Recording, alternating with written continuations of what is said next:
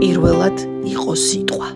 როგორც ირკვევა, ხმას გიპნოტიური თვისებები ჰქონია, რომლებიც ამ დროს წარმართავენ მხატვრის ხელს. როგორ დახატავდა ამ ადამიანს ხმის ტემბრის მიხედვით და იქნებოდა თუ არა რაღაც შესაბამისობა ჰაბიტუსსა და თვითონ აი ამ შექმნილ პორტრეტს შორის. ძალიან საინტერესოა ხმის ინტონაციით შექმნილი პორტრეტების და ამ ადამიანების რეალური ფოტოების ერთმანეთთან შედარება. როგორ გამოიყურება დახატული ხმები? ისეთი მნიშვნელოვანი კომპონენტები ემთხვეოდა ადამიანის გარეგნობასა და აი ვთქვათ მოსმენილ ხმას შორის და წარმოსახვას შორის, რომ ეს ესე ვთქვათ იწვევდა გაოცებას.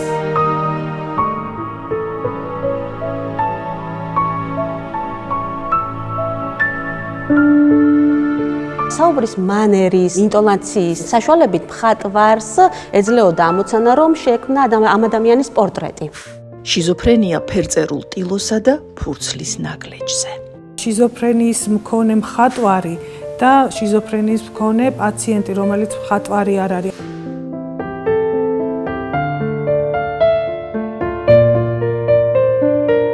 დღეს უწოდებენ ესეთი კომპეტენციის ფსიქოლოგებს, კლინიკურ ფსიქოლოგებს.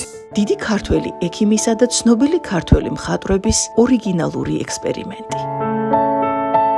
ერასტი ვაჩნაძე ასწავლიდა თვითონ სამხატვრო აკადემიაში ფსიქოლოგიას. მხატვარი ლადო გუდიაშვილი, 44 წლის იანვარი. ლადოს ვკითხე, ტაძარი რომ მოსახატი შეიქმნეს, არ მოხატავდით მეთქი, ლადო აენთო და მალევე ესკიზების დამზადებას შეუდგა. ნახეთ, გასაოცარი მედარტი ქართული მედიცინისა და მხატვრობის სამყაროდან.